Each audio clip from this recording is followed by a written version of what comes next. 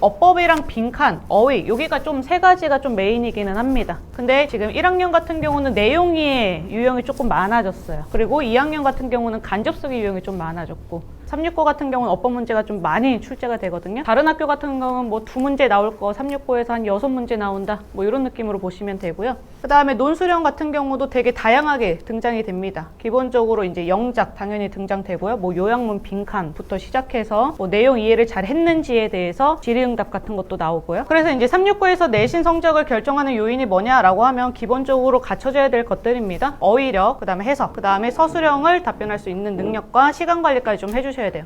그래서 만만치 않습니다. 369가. 자, 일단 1학년, 2학년 좀 나눠서 비교를 해드릴 건데 1학년은 지금 조금 트렌드가 이제 작년에 바뀐 게 논수령 문제가 6문항이면 이미 많아요. 이미 많은데 어때요? 7개로 또 늘어났어. 이 하위 문제들까지 포함하면 기본적으로 13문제 정도 된다라고 보시면 되니까 굉장히 시간이 촉박하다라는 점이 있고요.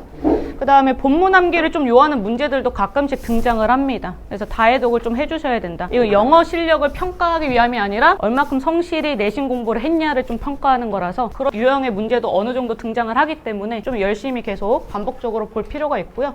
그 다음에 2학년 같은 경우는 이제 대입파악 유형, 간접쓰기 유형의 출제 빈도가 조금 더 높아졌는데 이런 유형들이 좀 많아진 거는 오히려 쉽다라고 보여질 수도 있어요. 이게 이제 수능형으로 나오는 거고 지문을 알고 들어가는 거기 때문에 이게 수능에서 보면 어려운 유형이긴 하거든요. 근데 내신 같은 경우는 이미 주제 다 공부하고 들어가고 글의 순서 다 공부하고 들어가고 그렇게 되면 굉장히 쉬운 유형인데 어려운 이유는 변형이 되기 때문에 변형. 처음 보는 글 같은 느낌이 애들한테는 들 수가 있어요. 그래서 간접쓰기 유형 같은 경우도 되게 좀 어렵게 변형을 하세요. 그냥 문장이 똑같은 문장에 같은 의미로 바꾸시는 게 아니라 새로운 문장이 갑자기 등장을 하고요. 연결어가 갑자기 바뀌어버리고요. 분명히 for example인데 막 as a result 이런 식으로 나와버리고 이것도 이따가 같이 예시 보여드릴게요.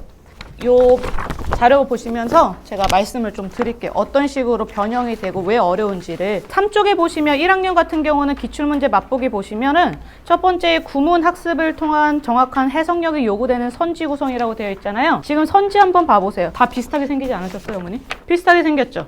뭐가 다른 건지를 찾아보면은 뭐 less than, more than, as, not 뭐 이런 느낌만 다르지 단어가 다 똑같아요. 이런 게 이제 구문 학습입니다. 두 번째는요.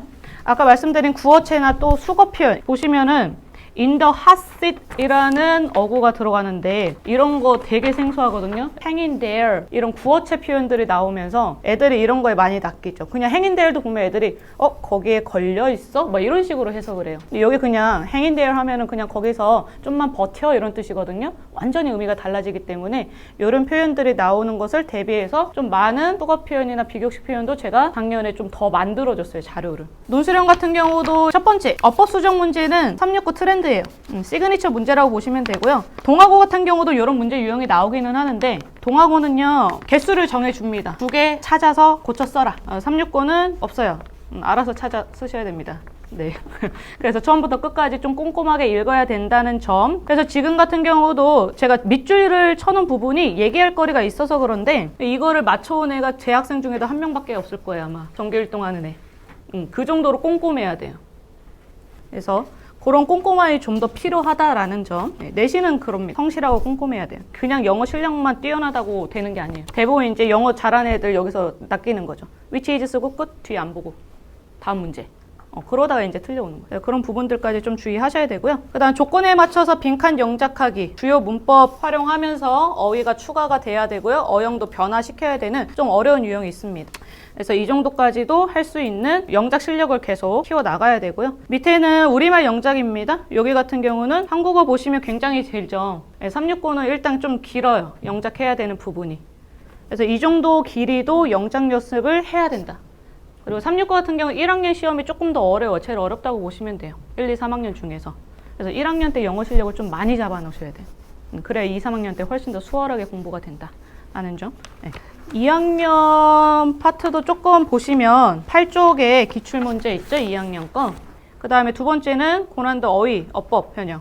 지금도 보시면은 모두 고르시오라고 좀 어렵게 되어 있고요. 원문이랑 기출지문이랑 지금 비교해 보시면 첫 문장부터 굉장히 다르게 생겼죠. 선지도 보시면은 identical이라는 단어가 없어요. participated라는 단어가 없습니다. 원문에는. 그런 식으로 선지에 있는 단어들이 다 변형에 대해서 나오는 거예요. 그 다음에 3번으로 넘어가 보시면 간접쓰기 유형에도 아까 변형이 있었다고 말씀드렸죠. 그래서 지문에도 전반적으로 변형이 일어나기는 일어났는데 주어진 문장이 새로 추가가 된 다음에 그 다음 문장에서 연결사를 바꾸셨어요. 그러면 이제 애들이 굉장히 어려워져요. 이걸 통암기를 해간 친구들, 아니면 각 문장 간의 연결성만 체크해간 친구들, 이 문장 다음에 저 문장, 저 문장 다음에 저 문장이 나온다. 이것만 암기하고 간 친구들은 여기서 이제 다 낚이죠. 지금 보시면은 제가 하이라이트 친 부분에 보시면 일단 정답은 4번에 들어가야 돼요. 4번에 들어간다라고 치면은 원래 4번 뒤에 as a result가 아니라 for example이 와야 돼요.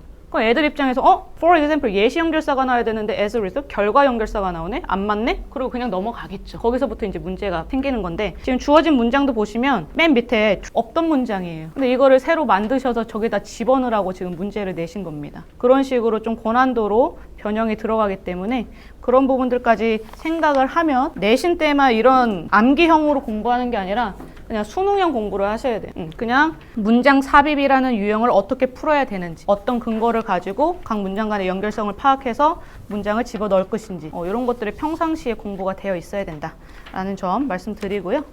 그 다음에 등급별로 결국 이제 말씀을 좀 드리면 지금 9등급제로 기준 세팅해놨습니다. 그러니까 지금 이제 1학년 되는 친구들은 그냥 여기에 몰빵하셔야 돼. 1, 2등급 맞아야 된다. 여기에 몰빵하셔야 되고 제 수업은 일단은 제가 수업 때 굉장히 좀 꼼꼼하게 설명을 해요. 처음부터 끝까지 각 문장마다 봐야 될 것들이 있거든요. 어휘나 어법이나 그다음 각 문장 간의 연결성을 어떻게 들어가는지, 그다음에 빈칸으로 뚫릴 만한 문장은 뭐가 있으며 서술형 영작으로 나올 만한 문장은 뭐가 있는지 이런 것들을 다 강의 시간에 얘기를 해줘요. 일단은 시간표는 이렇게 되어 있습니다. 1학년은 월요일 날 6시부터 10시까지 진행될 거고요.